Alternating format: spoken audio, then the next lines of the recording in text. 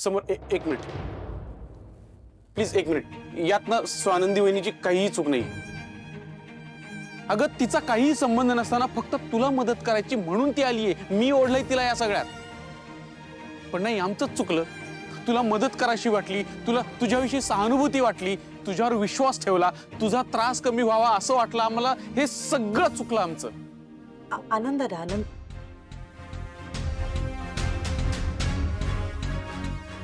ऐक ना श्वेता, घाबरली आहेस का तू? राजा, मी सांगते ना तुला, आम्ही आहोत. अजूनही वेळ गेलेली नाहीये, खरं सांगून टाक. श्वेता, तू एकदा का ह्या केबिन मधून बाहेर गेलीस ना, तर परत तुला स्वतःची बाजू मांडण्याची संधी मिळणार नाहीये.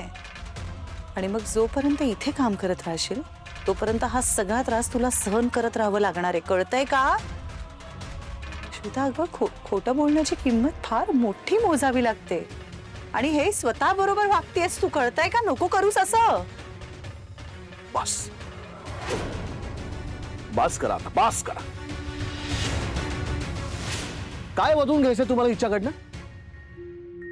का बळजबरी करताय तुम्ही तिच्यावरती? हो, पण कालपर्यंत ती हेच सांगत होती आम्हाला. ती आता तिचं बोलणं बदलते आणि मला कळत नाहीये का. कोण आहात तुम्ही?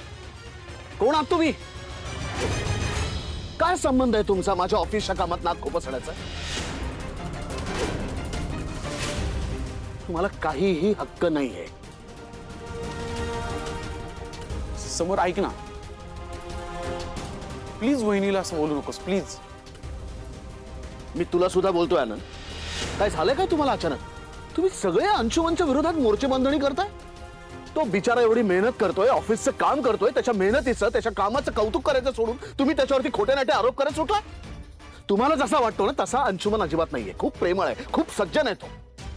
त्याचा काहीही फायदा दिसत नसताना सुद्धा रस्त्यावरच्या एका गरजू म्हातारीला त्यांनी आपणहून मदत केली. मला माझा भाऊ माहितीये. तुम्हाला तो एवढा का वेगळा दिसतो मला माहित नाही. जा, तुमची ना दृष्टी बदला. डोळे एकदा स्वच्छ धुवा स्वतःचे. आणि उगाच कोणाबद्दल तरी काहीतरी वाटेल ते बोलत जाऊ नका. श्वेता, तू जा. आनंद प्लीज.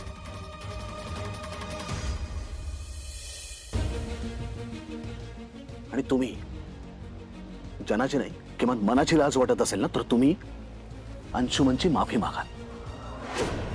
कारण अत्यंत घाणेरडा आरोप केला तुम्ही अंशुमनवरती. एका माणसाला यातनं खूप मोठा धक्का बसू शकतो. तुमचा यामागचा हेतू मला माहित नाही, पण त्याची माफी तुम्हाला मागावी लागेल. आणि आता तुम्ही निघा प्लीज. एकदा ऐक बस. घ्या. बस निघा आता.